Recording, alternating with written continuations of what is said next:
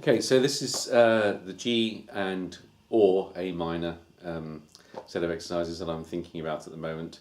This is going to be a waltz and all recording because I'm not doing any editing of it afterwards.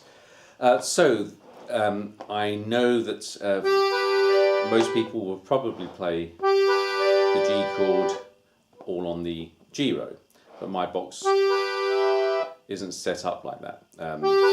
And I think that everybody else's box has that option to play that G chord in that position. I know that either Miller or Pignol suggest that's a good thing to do because as you progress to larger boxes you might want them to have them set up differently. But anyway, it's the only choice I've got, and it does work for two other chords later on as well, so I'm going to stick with this pattern. So I hope that makes some sense. So the first thing that it threw out for me was that the octaves obviously changed. So we can play the G chord in that inversion, which for me is the lowest position I can play it on the box because I don't have a low B. So I can play a low D, and there's my G chord in that inversion, which is also an A minor on the pull, which got me thinking about how to make sure that I understand how to change it as I go up, because that's a direct push-pull, but the next one isn't. You can't pull that one and get it to work, so you've got to move that note. So that's the rationale to unpicking that problem as you get higher up that is behind all these exercises.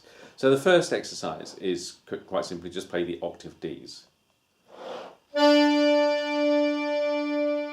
So it's a nice comfortable position with two blank notes in the middle. But if we want to play octave E's, we've got to increase the stretch. So on the pull, the octave gets further apart. I know that almost everybody knows this, so I'm not trying to teach anybody how to suck eggs.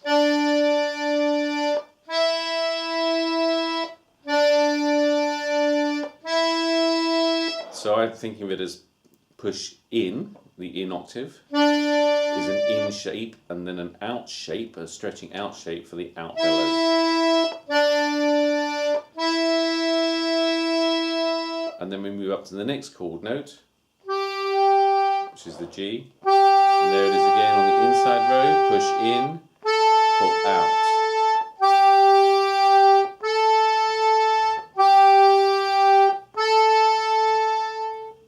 And I'm just going to put the third voice on because it's going to get very squeaky. So there's the D again.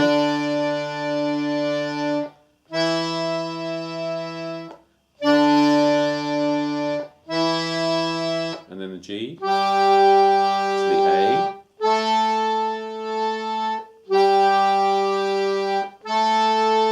And then up a note to the B. And out to the C.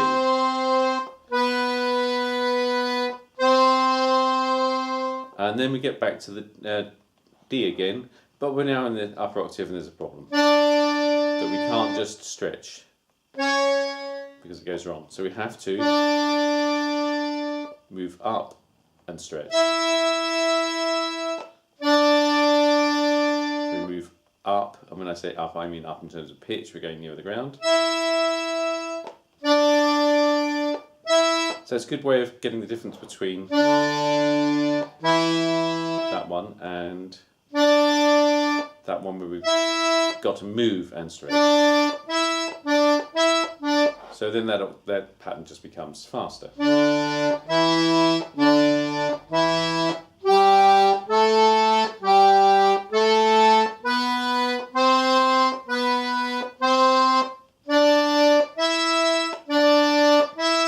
And really all the next exercises embed that difference as we go up.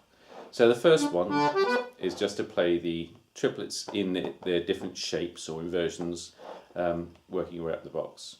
I'm going to leave the third voice in. You can do it as long as the bellows last. Change the rhythm.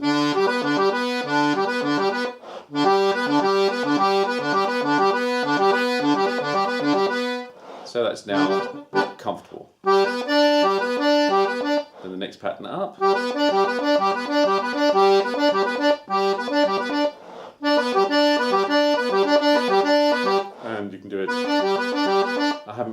keys down, but they're just the same 3 fingers doing different orders.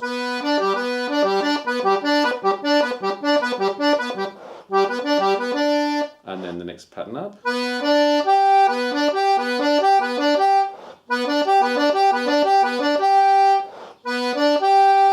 And the next pattern up. And now we can see that we've got the same pattern. So even though we got the issue of the octaves moving apart as we go up, as opposed to actually the patterns, the hand shape for the chords stay the same. So you could just play sustained chords if you wanted to.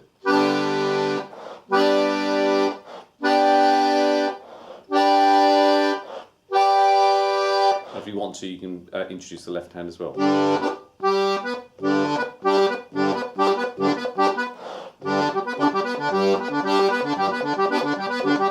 Just so you know that whenever you're in that shape, these are the buttons that you go to.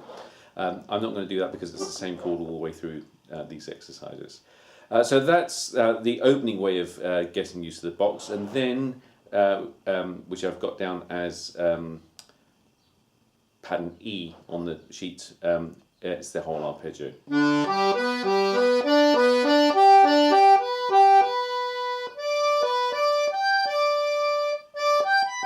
Made a mistake at looking at the video screen then, and then it's very difficult to see your fingers working backwards.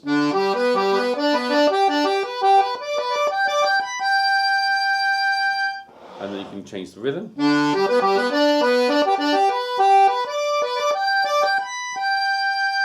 And then you can do it coming down.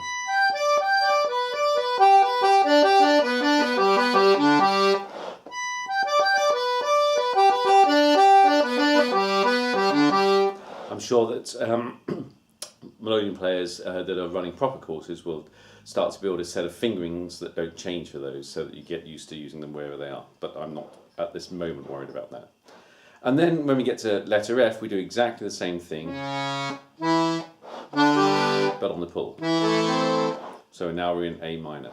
By the way, for me, I like to think of the fact that I've got all the notes as I go up the pattern. Let's go back to the G chord on the inside row, but my D is outside. So my D is then now low, my D is high, my D is in the middle, D is low, D is high, D is in the middle, D is low. So I just know that the one note that isn't on the inside row is always the D, and that helps me know whether it's 2 plus 1 or 1 plus 2 or 1 either side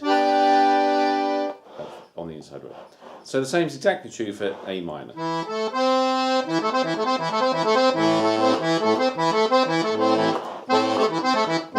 All the different patterns, and then working your way up the... Now, the difference is that first change. That's where the mistake's likely to arise. So on the push, nice closed position. On the pull, it's the same. Then you have to stretch. So it's not that one, you've got to stretch.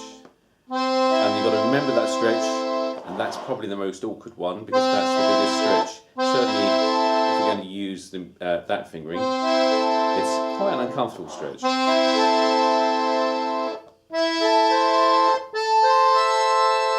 And this one doesn't go as high because you've got the stretches in, you don't have as many repetitions of the different shapes because the stretches take you up the keyboard faster. There's the stretch, there's the stretch, there's the stretch, there, rather than all nice and close, all nice and close, all nice and close, stretch.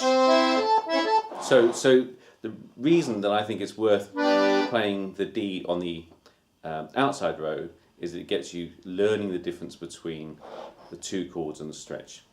And on the some of the patterns, I think I've got different. I can't remember what I've done now. Let me have a look.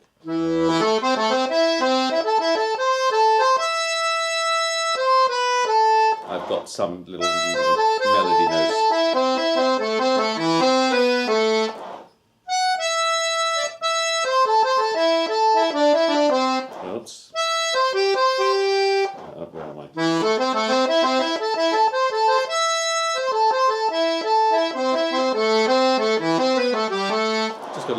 melodic run out at the end because it doesn't take you down to the finishing note quite so easily as the G chord.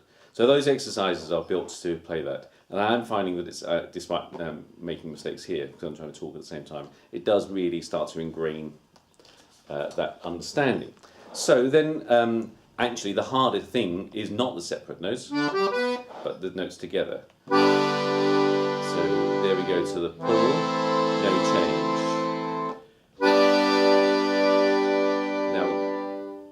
Now we need to stretch. Now I'm into the middle one, which is the harder one. Now we need to push and pull, but everything. So if we just stretch, it's not quite right. That one stays right, but the other two have to stretch. Where am I? Push, pull. Push, stretch,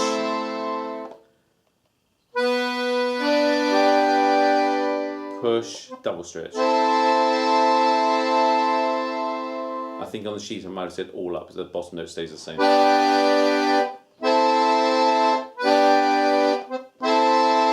Here, this was down here, the straight push and pull. Here, you've got to move everything up. So even though the hand shape is exactly the same as it is down here, same hand shape, exactly reverse the bellows, you've got the chord. Here, you've got to move the whole hand. So this is starting to unpick the great dilemma that is the fact that the notes don't stay in the same place as you go up the keyboard. So that's why I think this exercise is really useful for me. So, G, A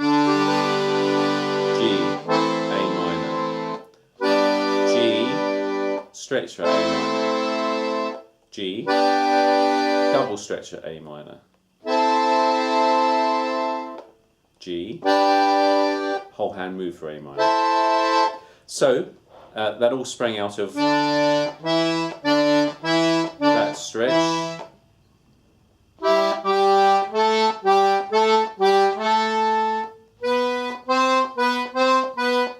and then have to move and stretch. So it's all that one problem that all of these exercises will hopefully start to blend together. And then if you want to,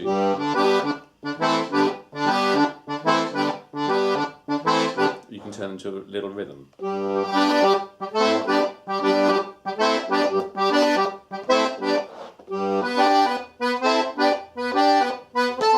And that's the harder one. And then back to the jump one. Hope that makes some sense.